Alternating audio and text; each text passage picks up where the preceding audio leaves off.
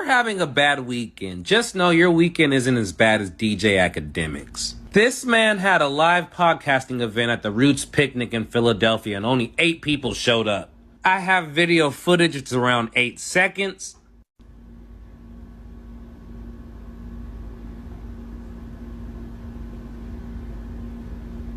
As you can see, he's doing worse than Smoke Perp numbers.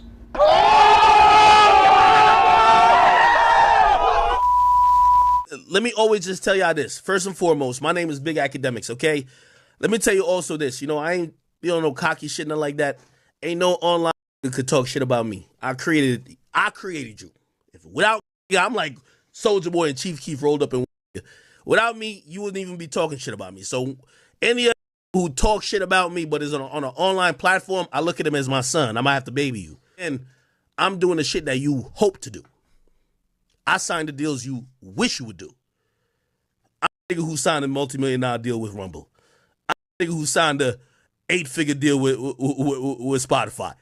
I'm the nigga who popped on. Like, y'all niggas can't do nothing to make me feel down at all. I'm the one selling the records.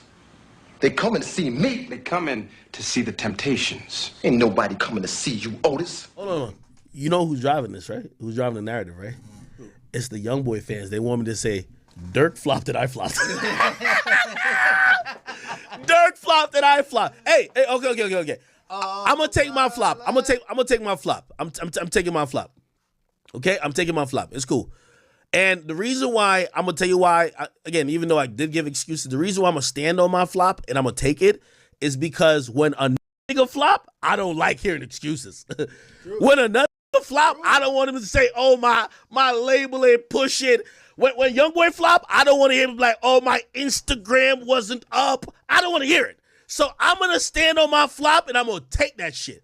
I got to be honest. You feel me? Because if I don't take accountability when I'm calling others out, I'm going to look like a fraud. So I'll take this and it'll go down as a flop. I appreciate him for giving me the opportunity. Roots Picnic, I'm going to do some shows by myself. You know, I got to just kind of shut niggas up real quick. But in the future, if we do work together, I'm going to be a little bit more seasoned. I was really green when it comes to like doing live events. I ain't going to lie to you. Even though Uzi was performing, I'm going to take this as an L. Real talk. You know I'm going to take it as an L? It's not because I think I should be pulling 1,000 people when Uzi's performing. I don't think that. I'm going to take it as an L because, number one, they valued me enough to put me as a headliner for the day. I could have told him anything I wanted. I could have told him, put me on at 5:30, nigga.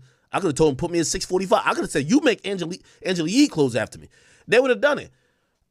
I didn't know, bro. I didn't know. Like, nigga, I'm a fish out of water. This is my first time doing everything, bro. I'm sorry. Like, again, I wish, I noticed it would be a great story if it was just perfect.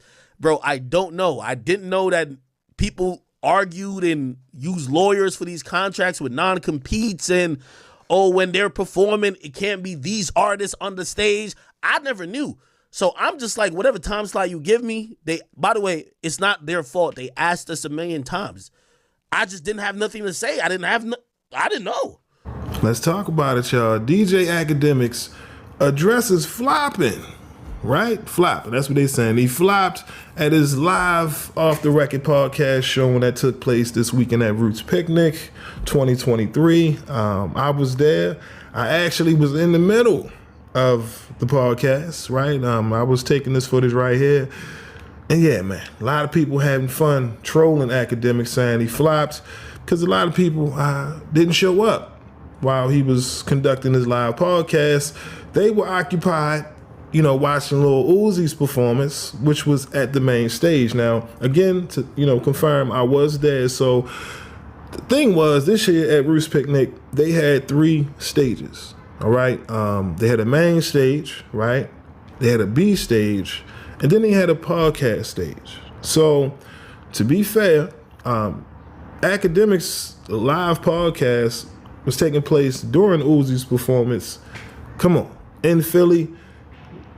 To me, that's why, he ain't really had too many people even concerned with his podcast because everyone is here to see Uzi from Philly.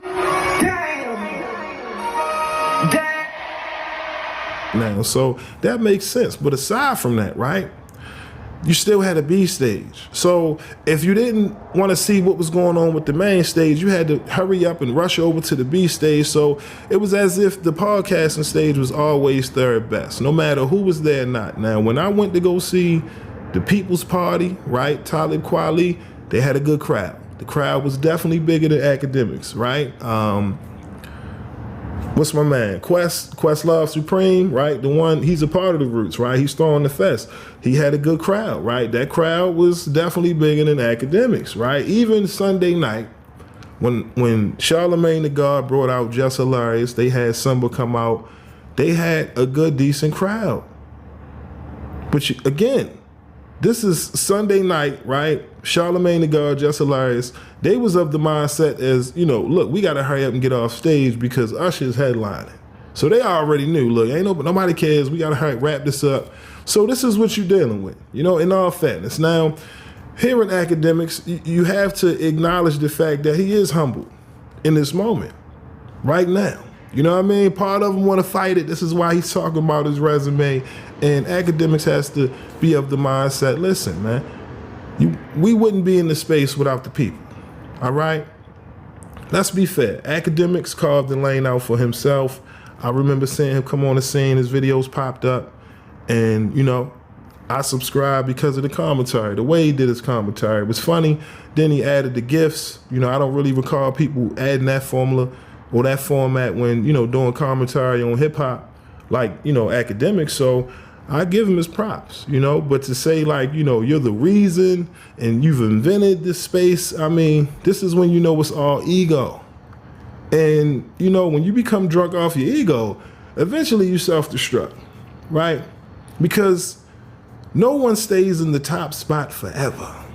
Come on, let's be real. This is why we work hard, you know what I mean? So we can stay relevant through these times in which you never know how it can go. It's very unpredictable. There are a lot of people who still work hard to this day. They're not going off of what they've done 10, 20 years ago, because if it was about that, then they would never get the opportunities, right? That's presented to the people that's out here grinding right now. Now with Akademiks, you got to keep it 100, you know? Your impact on the YouTube streets and hip hop media has inspired others to jump in the arena, of course. But to make it seem like you are the end all be all, come on, that's when we doing too much.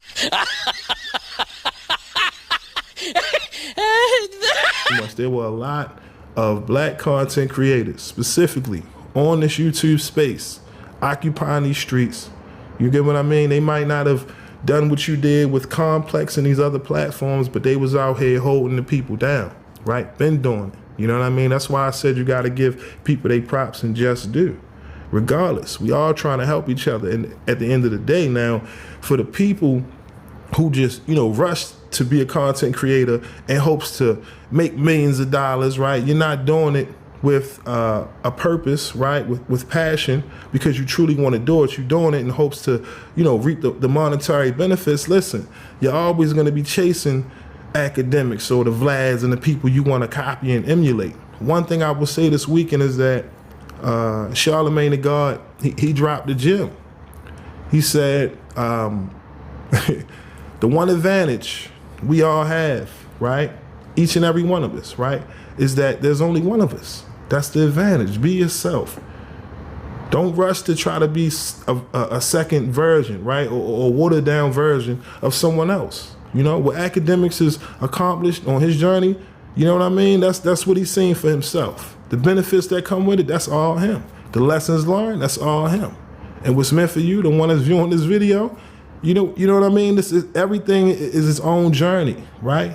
It's that simple. So again, keep that in mind. Now, shout out to my man Chig Smooth. My man is almost at 100K. I need y'all to run up them numbers, if you will. He reported on this like the night of, all right? And I pretty much said the same thing in the comment section, just acknowledging the key factors in this festival and trying to figure out, you know, if I'm a fan coming to this event, when will I have time, right, to go over here and check out a podcast when I'm over here trying to see the best performances of the whole festival? See, that was the issue. So for Akademiks, he has to now assess this and come back with a better plan. This is how it works, you know? Akademiks and others who, publicly occupy these spaces, they can win in front of everyone, in front of the world, but they can also lose and take on the scrutiny that comes with it. Anybody that's willing to, step up to that challenge, listen, I commend them, because some, it could be a long battle trying to combat the negative, right? And losing sight on your real purpose of why you do what you do. You start to lose the love when you get too caught up in, everyone's opinion and criticism. But it also gives you an indication of how the people feel. If you go to Akademiks' video and read the comments, man, his own fans, his own subscribers. This ain't me hating, because that's the first thing they say, oh, y'all hating. Listen, this ain't hate. These are his own comments. Y'all check out the video. Y'all read them. Everyone's acknowledging the fact that Act right now is being humbled. And even Akademiks acknowledges the fact that this is his moment where he has to accept the L. It is what it is. But again, you have to, understand that it's about shelf life. And with content creating and podcasting, no one knows truly how long these spaces are going to be, stay popular amongst the masses. We don't know. You know what I mean? So that's why it's all experimental. Even the lifespan of a content creator, we're still, 2-3 generations in, we're still trying to figure out, will content creators have the same shelf life as rappers and actors and things of that nature? Once upon a time, you could, feature on a TV show and the opportunities would be there. You know what I mean? Movie deals and things of that nature. It's not the same no more. And everyone is trying to figure out this new wave that's, upon us at this moment. So again, Akademiks, more power and blessings to you, King.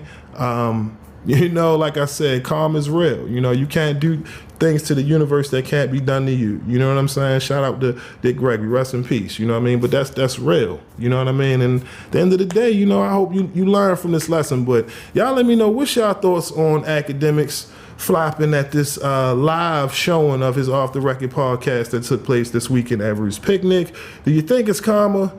Or do you think people just hate? Let me know down below. But that's all I got for y'all today. My name is SenseiRip. Till next time, peace.